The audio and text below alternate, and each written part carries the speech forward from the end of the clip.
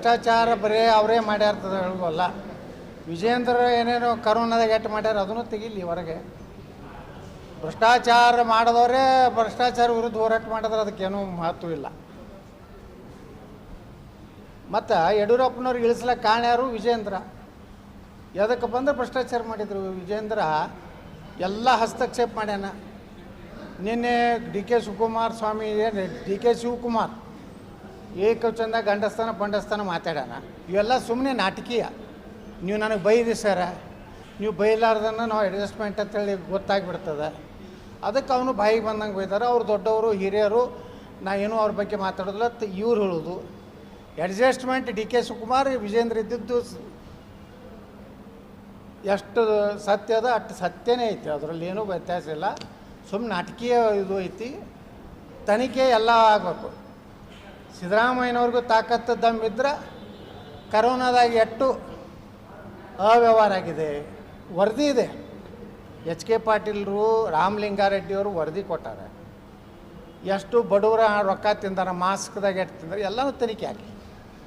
ಭ್ರಷ್ಟಾಚಾರ ವಿರುದ್ಧ ಹೋರಾಟ ಮಾಡ್ಲಕತ್ತಾರಲ್ಲ, ಎಲ್ಲ ಭ್ರಷ್ಟಾಚಾರ ವಿರುದ್ಧನೂ ತನಿಖೆ ಆಗಬೇಕು. ಅದು ಯಾವುದೇ ಹೇಳ್ತಾರೆ ಇದರಲ್ಲಿ ನಾವು ವಾಲ್ಮೀಕಿದು ತೆಗೆದುಕೊಳ್ಳಿ, ಅವ್ರು ಏನು ಹೇಳ್ತಾರೆ, ನಿಮ್ಮದು ಭವಿ ಇದರಲ್ಲಿ ಹಗರಣ ಆಗಿದೆ, ತಾಂಡಾ ಅಭಿವೃದ್ಧಿ ನಿಗಮದಾಗ ಹಗರಣ ಆಗಿದೆ.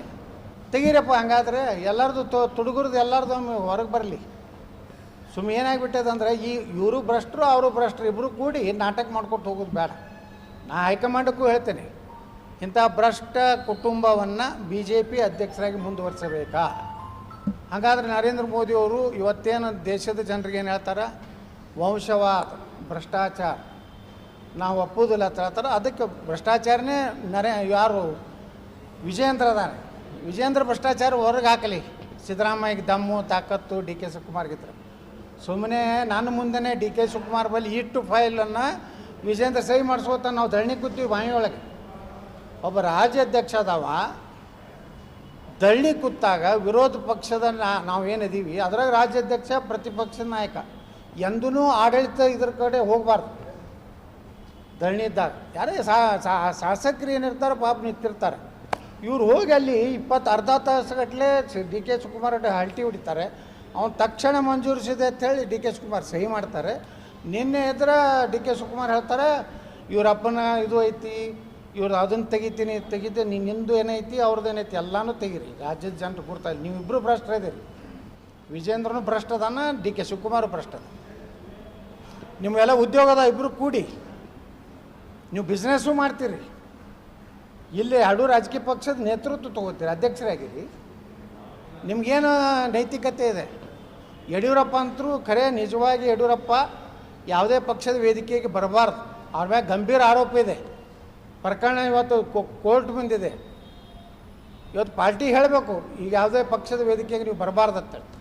ಯಡಿಯೂರಪ್ಪಗೆ ನೈತಿಕ ಹಕ್ಕೇ ಇಲ್ಲ ಬರಲಿಕ್ಕೆ. ಬಂದು ಅಲ್ಲಿ ಭಾಷಣ ಮಾಡ್ತಾರೆ. ತಕ್ಷಣ ಸಿದ್ದರಾಮಯ್ಯ ರಾಜೀನಾಮೆ ಕೊಡ್ಬೇಕತ್ತ, ಮೈಸೂರು ಮುಟ್ಟಿದ್ರಾಗ ರಾಜೀನಾಮೆ ಕೊಡ್ಬೇಕತ್ತ. ನಿಮ್ಮ ಹಗರಣಗಳು ಏಟದ ಮೊದಲು ನೋಡ್ಕೊರಿ. ನಾ ಹೈಕಮಾಂಡಿಗೆ ಕೇಳ್ತೀನಿ, ಭ್ರಷ್ಟಾಚಾರ ಮಾಡೋರನ್ನ ರಕ್ಷಣೆ ಮಾಡ್ತಿರೋ ಅಥವಾ ಅವ್ರ ಮ್ಯಾಗ ಕ್ರಮ ತಗೋತೀರೋ? ಇದು ಹೋರಾಟ ಏನಿದೆ, ವಾಲ್ಮೀಕಿ ಮುಖ್ಯಮಂತ್ರಿಗಳೇ ವಿಧಾನಸಭೆಯಲ್ಲಿ ಒಪ್ಕೊಂಡಾರೆ. 85 ಕೋಟಿನೂ ಆಗಿದೆ. 187 ಕೋಟಿ ಒಳಗೆ 85 ಕೋಟಿ ಆಗಿದೆ. ಒಪ್ಕೊಂಡ ಮ್ಯಾಗ BJP ಅವರು ವಾಲ್ಮೀಕಿ ಬಗ್ಗೆ ಯಾಕೆ ಮೌನದಾರೆ? ನಮ್ಮ ಪಕ್ಷದವರು ಯಾಕಂದ್ರೆ ಅಲ್ಲಿ ಡಿ ಕೆ ಶಿವಕುಮಾರ್ ಅವರು ನೇರವಾಗಿ ಅಕ್ರಮ ಮಾಡಿ ಅದು ಹಣ ರಾಯಬರೇಲಿ ಇಲೆಕ್ಷನ್ಗೆ ಹೋಗಿದೆ, ತೆಲಂಗಾಣ ಇಲೆಕ್ಷನ್ಗೆ ಹೋಗಿದೆ, ಬಳ್ಳಾರಿ ಲೋಕಸಭೆ ಇಲೆಕ್ಷನ್ಗೆ ಹೋಗಿದೆ.